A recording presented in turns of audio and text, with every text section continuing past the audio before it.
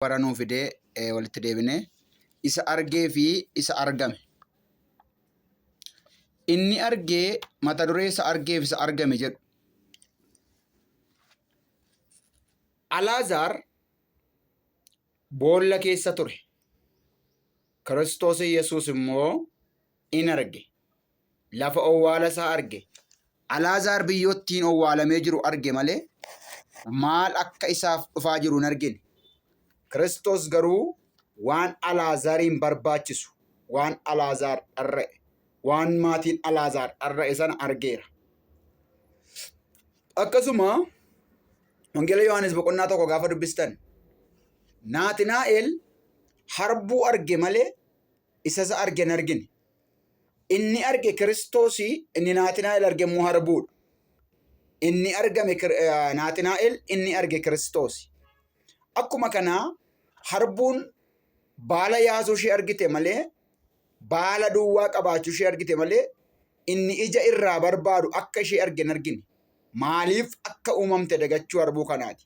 Inni itti aanu harrittiin karaa irratti hidhamtee qarxaasaa ishee nyaatu argite malee, qarxaasaadhaan akka isheen nyaatamte inni ishee argu Kiristoos akka ishee arge garuu hin argine ture.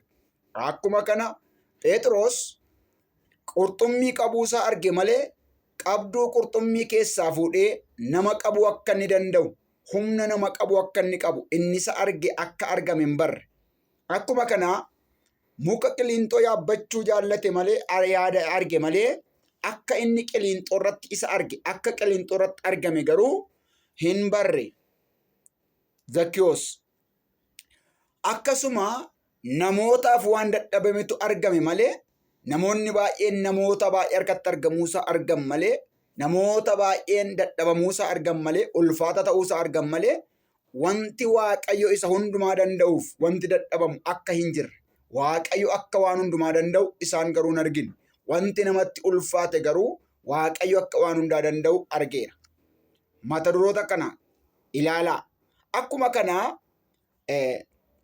isa namaaf dhalate ta'uusaa argan malee akka inni namaaf bu'aa buusuudhaaf dhalate, akka inni Waaqa biraa argame yookaas akka inni Waaqa biraa ergame hin barre.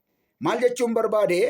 Jireenya tarra keessa jiraattu caalaa, karaatti bor keessa jiraattu caalaa, deemsatti bor keessa deemtu caalaa waan bor ta'uudhaaf jiru, mul'ata bor ta'uudhaaf jiru, deemsa bor ta'uudhaaf jiru, tajaajila bor ta'uudhaaf jiru, Waaqayyo gooftaan maccaa waa'ee kee akka waa qopheesse hin dagatiin.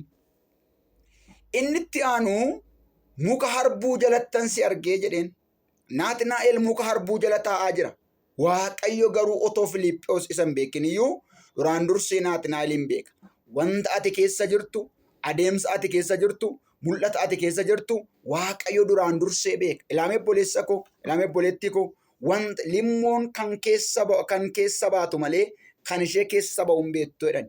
Egaatis haala har'a keessa jirtu kana keessa teessee, yeroo har'a keessa jirtu kana keessa teessee, guyyaa har'a keessa jirtu kana keessa teessee, yaada bor keessa jirtu kana keessa teessee akkasi dhagaa. Waan har'a keessa jirtu kana laaltee akka hin dhiphanne.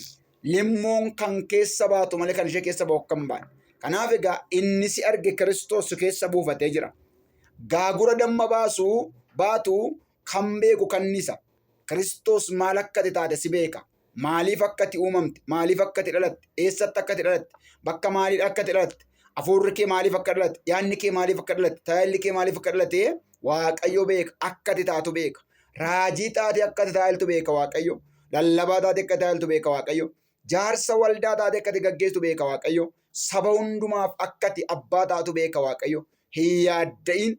Wanti ati keessa jirtu kun siif galuudhaa yoo baateyyuu Waaqayyoof hin gala.